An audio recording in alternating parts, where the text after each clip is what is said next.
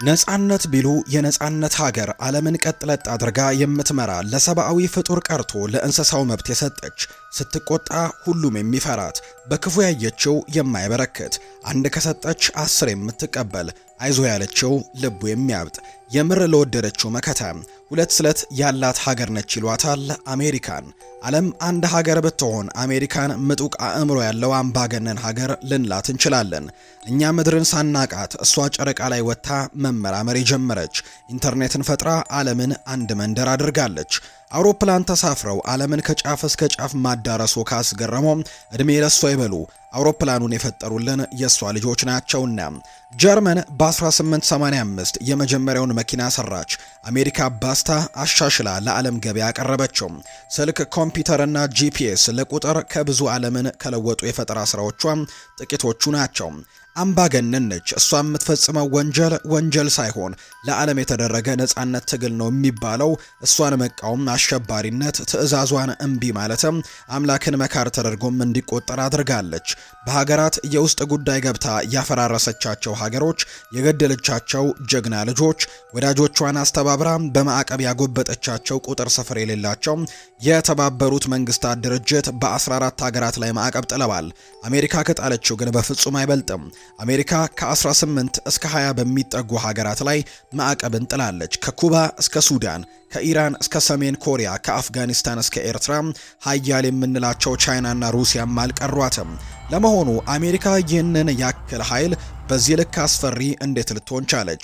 ዛሬ ብልጠት የተሞላበት ገራሚ ታሪኳን እናካፍላችኋለን።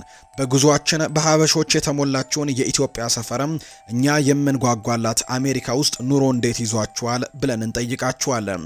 እርስዎ በቤቱ ቁጭ ብለው እኛ እየዞረን ሁሉንም እንጨዋወታለን። አብራችሁኝ ቆዩ።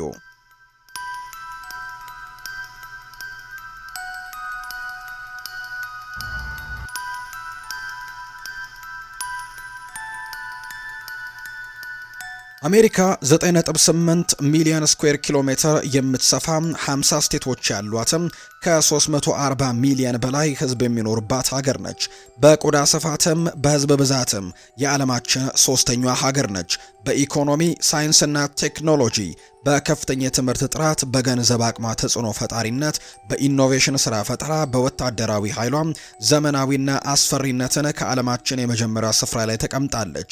አሜሪካ ነዳጅ እንደምታመርት ምን ያክሎቻችሁ ታውቃላችሁ?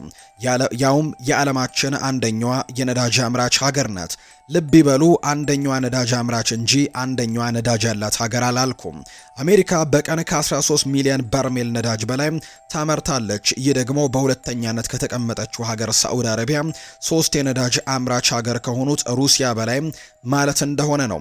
በተቃራኒው ሳዑዲ አረቢያ 268 ቢሊዮን በርሜል ነዳጅም በከርሰ ምድሯ በመያዝም ቬኔዙዌላን ተከትላ የዓለማችን ሁለተኛዋ ከፍተኛ የነዳጅ ክምችት ያላት ሀገር ስትሆን አሜሪካ በአንጻሩ 69 ቢሊዮን በርሜል ነዳጅ በመያዝም በ9ኛ ደረጃነት ነው የምትቀመጠው። አሜሪካ የግዙፍ ኢንዱስትሪዎች መገኛ፣ ከዓለማችን ከፍተኛ ቁጥር ያለው የመኪና ተጠቃሚ ህዝብ ያለባት የደረጃ 1 ትልልቅ ኤርፖርቶች ማዕከልም ነች። በዚህ ምክንያት ከምታመርታቸው ነዳጅ አብዛኛውን ለሀገር ውስጥ ፍጆታ ነው የምትጠቀመው። እሱም ስለማይበቃት እንደ ካናዳ፣ ሜክሲኮና ሳዑዲ ካሉ ሀገራትም በየቀኑ 6.5 ሚሊዮን በርሜል ነዳጅም ኢምፖርት ታደርጋለች። የስደተኞች ሀገር እየተባለች የምትጠራው 99 ከመቶ ዜጎቿ ስደተኞች ወይም ከስደተኛ ቤተሰብ እየተገኙ ናቸው። የሀገሪቱ ቀደምት ዜጎች ኔቲቭ አሜሪካን ይባላሉ። አሜሪካን ከአያት ቅድመ አያቶቻቸው እየተረከቡ የመጡ ትውልዶች ናቸው። ከሀገሪቱ የህዝብ ቁጥር 1 ከመቶ ነው የሚወክሉት። በቁጥር 3.7 ሚሊዮን ነው የሚገመቱት። ዛሬ ላይ ስደተኞችን አባራለሁ የሚሉ እነ ዶናልድ ትራምፕ፣ የቀድሞ ፕሬዝዳንት ጆ ባይደን እና ባራክ ኦባማን ጨምሮ አሜሪካን የመሯት 47ቱም ፕሬዝዳንቶች ከስደተኛ ቤተሰብ የተገኙ መሪዎች ናቸው። አሜሪካ ውስጥ ገብተው የሚያጡት የዓለም ሀገር ዜጋ የለም። ከአፍሪካ እስከ ኤዥያ፣ ከአውሮፓ እስከ አውስትራሊያ የስድስቱንም አህጉራት ዜጎች የ193ቱንም ሀገራት ልጆች እዚህ ያገኛሉ። በሀገራችን ሰላም ያጡ ሰላምን ፍለጋ፣ ነጻነትን የተነፈጉ ነጻነታቸውን ለማወጅም የተቸገሩት ሰርተው ለመለወጥ፣ ጤናቸውን ያጡ ታክመው ለመዳን ወደ አሜሪካ ይጓዛሉ። አሜሪካን ሀገሬ ውስጥም መኖር ይገባቸዋል ያለቻቸውን መርጣ ብቻ ነው የምትቀበለው። በአንደኛውና በሁለተኛው የዓለም ጦርነት እንደ ሶቪየት ህብረት ናዚ ጀርመንና ኦቶማን ያሉ ሀያላን ሲፈራረሱ እንዴት አሜሪካ ጸንታ ቆመች? እንዴትስ ዛሬ ላይ ብዙ ሀያላን የሚባሉ ሀገራት ባሉበት አሜሪካ ብቻውን ይህንን ያክል ተጽዕኖ ፈጣሪ በዓለም ጉዳይም ዋነኛ ፈላጭ ቆራጭ ልትሆን ቻለች የሚለው ለብዙዎች እንቆቅልሽ ነው። አሜሪካን ለዚህ ሀያልነት ያበቋት የተወሰኑ ምክንያቶችን እንመልከት። የመጀመሪያው ጂኦግራፊ ነው።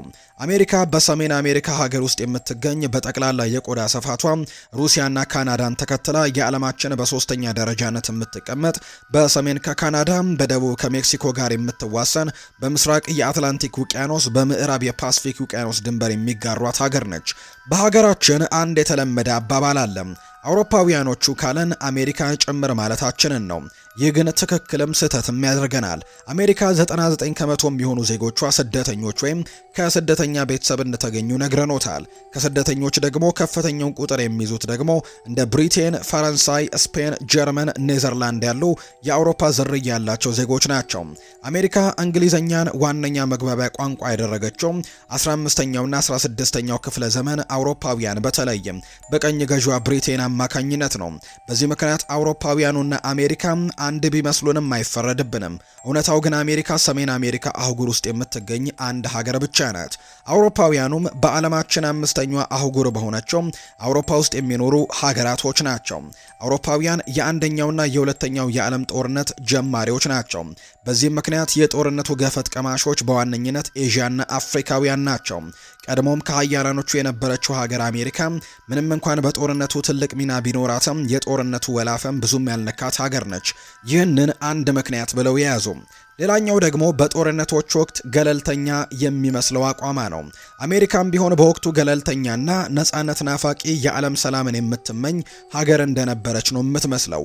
ውስጡን ግን ተቀናቃኞቿን ለመጣል አጋር እየፈለገች በፕሮግራም ታስታጥቅ ነበር። ይህ ማለት አሜሪካ በጦርነት ወቅት አጋሮች የላለቻቸው ሀገራት የጦር መሳሪያ ትጥቅም፣ የምግብና ለጦር የሚሆን የገንዘብ ድጋፍን በብድር መልክ ተሰጣቸዋለች። ሶስተኛው ደግሞ የአሜሪካ ምጡቅ የጦርነት ስልት ነው። አሜሪካ በባህሪዋ ጦርነት ሲነሳ ዘው ብላ የምትገባ ሞኝ አይደለችም። መጀመሪያ ዳር ሆና እረ ተስማሙ ጦርነት አይበጅም ትላለች።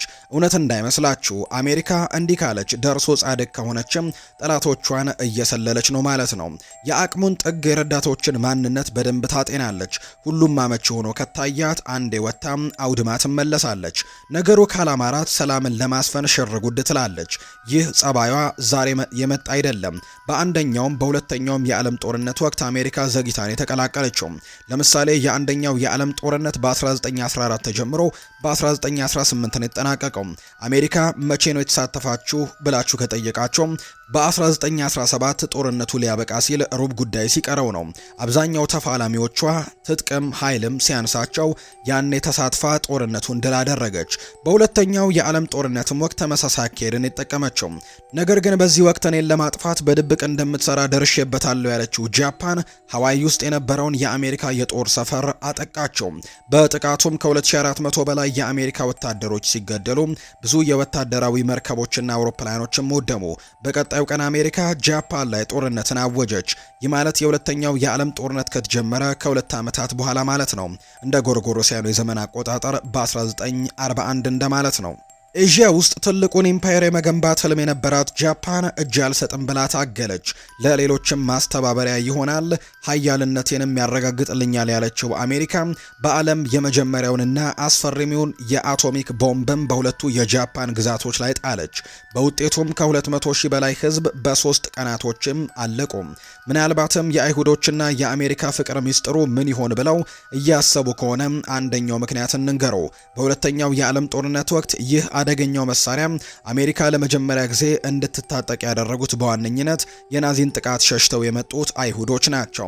አሜሪካ የናዚን ጥቃት ሸሽተው የመጡ የአይሁዶች በብዛት የተቀበለች ሀገር ናት። ዛሬ ላይ ዓለማችን ላይ 16 ሚሊዮን የሚጠጉ አይሁዶች እንደሚኖሩ ይነገራል። ከዚህ ቁጥር 7 ሚሊዮን የሚሆኑት አሜሪካ ውስጥ ነው የሚኖሩት። አሜሪካ እንደ ሌሎቹ ሀያላኖች ግዛታቸውን ለማስፋፋትም አለመሞከሯ ሌላኛው የሀያልነቷ ምንጭ ተደርጎም ይወሰዳል። የብዙዎች ኢምፓየሮች መጥፋት በማጣት ምክንያት ሰፊ ግዛት መፈለጋቸው ነው። ያ ደግሞ የውስጥ ችግርና የስልጣን ሽኩቻን ያመጣል። አሜሪካ ነገሩ ቀድሞ ገብቷት ኖሮ እንዲህ አይነቱን ፍለጋ አሳይታ አታውቅም። ይልቁንስ የጦር ሰፈሮችን እየገነባች ቀጠናውን ትቆጣጠራለች። ዋና ዋናዎቹን አነሳን እንጂ ለአሜሪካ ሀያልነት ከዚህም በላይ ብዙ ምክንያቶች ይኖራሉ።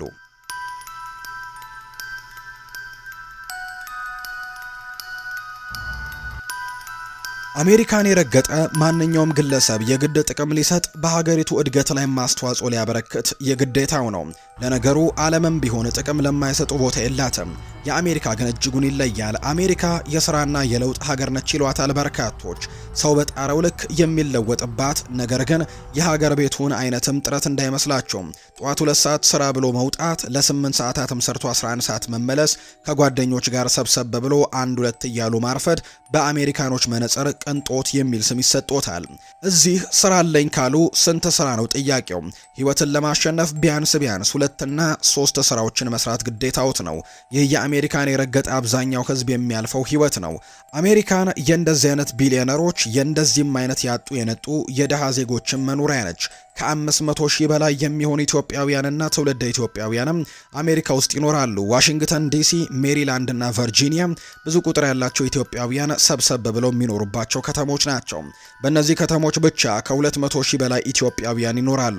የኢትዮጵያን ቸርቾች፣ መስጂዶች፣ ሬስቶራንቶችና ሱፐርማርኬቶችም በስፋት ይገኛሉ። የአሜሪካ ህይወት የሚታሰበውን ያክል ቀላል የሚባልለትም ያክል ደግሞ ከባድም አይደለም። አሜሪካ በሁሉም ዘርፍ የተሻሉ እድሎችን ይዛለች። በሀገሪቱ የተገኙት ለትምህርት፣ ለስራም ሆነ ኑሮን በጥረቱ ልክም ይጠቅማሉ። መጀመሪያ ሰሞን የተወሰነ ግራ ሊያጋባው፣ ነገራቶችም አዲስ ሊሆኑበት ይችላል። በቆይታው ግን ሁሉም ነገር እየተገለጠ መስመር እየያዘም ይመጣል። አሜሪካ የሚኖሩ ሀበሾች ጠንካራ ህብረትን ፈጥረዋል። ለሀገሪቱ አዲስም ሆኑ ነባር ሀበሾች ወደሚበዙበት አካባቢ መጠጋት በባዕድ ሀገር ባይተዋርነት እንዳይሰማውት ይበልጥ ደህንነቱ የሚጠበቅበት የሄዱበትን ዓላማ ያለብዙ ውጣ ውረድም በፍጥነት እንዲያሳኩ መንገድን ይከፍትሎታል። እዚህ ጋር ግን አንድ ማሳሰቢያ ያለን፣ አሜሪካ ሁሉም ኑሮ ለማሻሻል የሚሯሯጥባት ሀገር ነች። ስለዚህም የእርሶ እድገትን ቢገፋና ከ3 እና 4 ቀን በላይ መሆን የለበትም። እርሶ በሀገሮት ምን ያክል የተከበሩ ሀገር ምድሩን የሚያውቁ ባለሙያ ቢሆኑ ወደ አሜሪካ ሲመጡ ግን ዝቅ ብለው ተራ ሰው ሆነው ነው የሚጀምሩት። ያረጁ ጣራዎችን እያደሱ የተደፈኑ ቆሻሻ መስመሮችን እየከፈቱ በከተማ ጽዳት አሊያም መኪና በማጠብ የሚተዳደሩ ወጣት ኢትዮጵያውያን በሶሻል ሚዲያ ካዩቸው ያ ትክክለኛ ኑሮ ለአሜሪካ ማለት ነው። አሜሪካ የውድድር ሀገር ነች። በልጦ የተገኘ የሚነክስባት ናት። በውጭ የሚኖሩ ኢትዮጵያውያን ለሀገራቸው ያላቸው አስተዋጽኦ ቀላል አይደለም። ብዙን ትተን አንዱን እንመልከት። ኢትዮጵያ ከፍተኛ የውጭ ምንዛሬ ከምታገኝባቸው ዘርፎች አንደኛውና ዋነኛው ሬሚታንስ ነው። የሀገሪቱን ጂዲፒ 5% የውጭ ምንዛሬ በማስገባት ደግሞ 35 ከመቶን ይሸፍናል። ኢትዮጵያ በተለይም ከቅርብ ጊዜያት ወዲህ በየዓመቱ ከ4.5 ቢሊዮን ዶላር በላይ በዚህ ዘርፍ ተሰበስባለች። በያዝነው ዓመትም ለምሳሌ 6.5 ቢሊዮን ዶላርን በዚሁ በማስገባት ታቅዷል። ይህም ለኢትዮጵያ ኢኮኖሚ ቀላል የሚባል እንዳልሆነ ነው የሚነገረው። አሜሪካ የጉድ ሀገር ነች። አሁን ያለነው ፔንሲልቬኒያ ግዛት ነው፣ ፊላዴልፊያ ውስጥ ነው። ይህ ደግሞ የዞምቢዎች መንደር። በፊልም የሚያውቋቸው ዞምቢዎች እዚህ በአካል ያያሉ። ፊላዴልፊያ አሜሪካን አመጣ የወለደች፣ ለአሜሪካ ጅማሮ መሰረትን የጣለች ትልቅ ከተማ ናት። በታሪክ የአሜሪካ ዋና ከተማ ሆናም ታገለግል ነበር። የጥበብ፣ የሙዚቃ፣ የስፖርትና የትምህርት ማዕከልም ነች። በጣፋጭ ምግቦቿም ትታወቃለች። አሜሪካ ውስጥ የመጀመሪያው ዩኒቨርሲቲና ሆስፒታል የተገነባውም በዚህቹ ከተማ ውስጥ ነው። 1.5 ሚሊዮን ህዝብ በላይ የሚኖርባታል። 4000 የሚሆኑት ኢትዮጵያውያንና ኤርትራውያን ናቸው። ከዚህ ማንነቷ በተቃራኒ ከተማዋ ስሟን የሚያጠለሹባት መጥፎ ጎኖችም አሏት። 22 ከመቶ የሚሆኑት የከተማዋ ነዋሪዎች የድህነት፣ በዝቅተኛ ጥራት ያለው መሰረተ ልማት፣ በጤና አጠባበቅ ተደራሽነት ችግርና በደህንነትም ስጋት ውስጥ ይኖራሉ። በየዓመቱ በከተማዋ ከ400 እስከ 500 የሚጠጉ ሰዎችም በህገወጥ ታጣቂዎችም ነፍሳቸው ያልፋል። ይህ ደግሞ ከተማዋን ከየትኛውም የአሜሪካ ከተሞች በተለየ ከፍተኛ የመሳሪያ ወንጀል የሚፈጸምባት ከተማ ያደርጋታል። አስገድዶ መድፈር፣ የተደራጀ ዝርፊያ፣ ከፍተኛ የአደንዛዥ እጽ ዝውውር ሌላኛው የከተማዋ አስከፊ ገጽታዎች ናቸው። ያለነው ፊላደልፊያ ውስጥ ነው። አሜሪካ ውስጥ ከፍተኛ መጠን ያለው የአደንዛዥ እጽ በግልጽ የሚሸጥበት ስፍራ። እንዲህ ጎብጠው ደርቀው በቁም ሲያንቀላፉ የምታያቸው ደግሞ የዚህ አደንዛዥ እጽ ሰለባ የሆኑ ዜጎች ናቸው። በእነሱ ምክንያት ከተማዋ የዞምቢዎች መንደር በሚልም ቅጽል ስም ትጠራለች።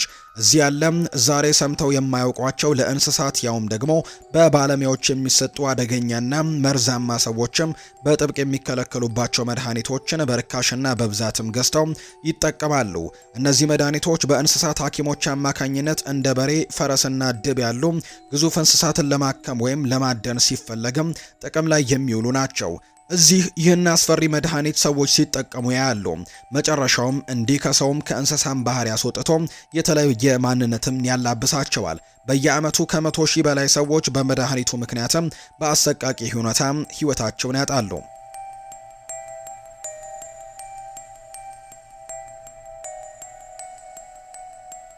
አሁን ደግሞ ዌስት ቨርጂኒያ ውስጥ ነው የምንገኘው። ፖይንት ፕሌሰንት ውስጥ በሚገኝ የ4000 ሰዎች መኖሪያ በኦሃዮ ወንዝ አቅራቢያ የምትገኝ ትንሽዬ ከተማ ውስጥ ነው ያለ ነው። እዚህ ፊልም ላይ እንጂ በገሃዱ ዓለም ሊታይ ይችላል ብለው የማይገምቱት ለብዙ ፊልሞች መነሻ ሀሳብ ከሆኑ ክስተቶች ተከስቷል። ዛሬም ድረስ ግን ምንነቱ፣ ምክንያቱና ማብራሪያው ከተራ ግምት ያለፈ አይደለም። ኖቬምበር 15 1966 4 ወጣቶች ሲዝናኑ አምሽተው ምሽት ላይ መኪናቸውን እያሽከረከሩ ወደ ፖይንት ያመራሉ። ቲኤንቲ የተባለው አካባቢ ላይ ሲደርሱ ግን ያዩትን ማመን አቃታቸው። ቁመቱ ከ2 ሜትር በላይ የሆነ ረጅም ክንፎች ያሉት አይኑ ቀይ የሚያበራ ጥቁር ፍጥረትን ከመንገድ ዳር በዛፎቹ ተከልሎ ያያሉ። ፍርሃት ውስጥ የገቡት ወጣቶች መኪናቸውን በከፍተኛ ፍጥነት እያሽከረከሩ ለማምለጥ ቢሞክሩም ፍጥነቱ ግን ከላያቸው እየበረረ በእኩል ፍጥነት ይከተላቸዋል። ወጣቶቹ እንደምንም አምልጠው ሁኔታውን ለፖሊስ ሪፖርት አደረጉ። በዚህ ዓመት ብቻ ከ100 በላይ የሚሆኑ ሰዎችም ከአራቱ ወጣቶች ጋር ተመሳሳይ የሆነ ከ2 ሜትር የሚረዝም ጥቁር ቀይ የሚያበራ አይን ያለውና ረጃጅም ክንፍ ያለው ክንፎቹን ሲያንቀሳቅስም በከፍተኛ ፍጥነት መብረር የሚችል ፍጥረት ይከተላቸው እንደነበር ለፖሊስ ሪፖርት አደረጉ። በአመቱ ማለትም ዲሴምበር 15 1967 ኦሃዮ ከፖይንት ፕሌዘንት ጋር የሚያገናኘው ሲልቨር ብሪጅ የተሰኘው ድልድይ ፈረሰ። 46 ሰዎች ከአደጋው ህይወታቸው አለፈ። ከዛ አደጋ በኋላ ፍጥረቱ ታይቶ አይታወቅም። ብዙዎች ያ የተባለው ፍጥረት አንድም ሊያስጠነቅቃቸው እየሞከረ አሊያም ድልድዩን ያፈረሰው እሱ ሊሆን ይችላል ብሎም ያምናሉ። ቲኤንቲ የሚባለው ቦታ ብዙ አስፈሪ ክስተቶች የሚስተዋሉበት፣ በመንገዱ ዳርና ዳርም ዛፎችና ጥንታዊ ግንባታዎችም ያሉበት አስፈሪ ድባብ የተላበሰ ቦታ ነው። አካባቢው ላይ የሚኖሩ ሰዎች ዩፎዎችና ኤምአይቢ ወይም ደግሞ ማን ኢን ብላክ የተሰኙ ፍጥረቶች እንዳዩ በተደጋጋሚ ሪፖርት ያደርጋሉ። ዩፎዎች መነሻቸው ከምድር ውጪ በሆነ ዓለም ላይ ያደረጉ ምድር ሊሰልሉ የሚመጡ ፍጥሮች እንደሆኑ ይነገራል። ሰው የሚመስል የአካል አወቃቀር እንዳላቸው ነገር ግን ከሰው የተለዩ እንደሆኑ ይታመናል። ሜን ኢን ብላክ ማለት ደግሞ ጥቁር ሱፍ፣ ጥቁር ኮፍያና ጥቁር መነጽር የሚያደርጉ አብዛኛውን ጊዜ ጥቁር ብራንድ የማይታወቅ መኪና የሚነዱ ሰው የሚመስሉ ነገር ግን ከሰውኛ የወጣ የድምጽ ቅላጼ፣ የፊት ገጽታና ባህሪ ያላቸው ናቸው። ዩፎዎች ታዩ የሚባሉት አካባቢ ላይ ድንገት እየመጡ በተለይም ክስተቱን ያዩ መረጃ ያስቀሩ ሰዎችም ሁኔታውን ለማመን እንዳይናገሩ ዝም እንዲሉ የሚያስጠነቅቁ ፍጥረት ናቸው። በአካል ያዩዋቸው አስፈሪነታቸውን ይናገራሉ። ብዙ ሳይንቲስቶች፣ የሚዲያ ባለሙያዎችም ስለ ምድርና ግራ ስለሚያጋባው ክስተትም በቂ መረጃ እያላቸው በእነዚህ ፍጥሮች አማካኝነትም ዝም እንዲሉ እንደተደረጉ አሊያም ህይወታቸውን እንዳጡ ይነገራል። እንግዲህ ምድር የኛ ብቻ አይደለችም ማለት ነው።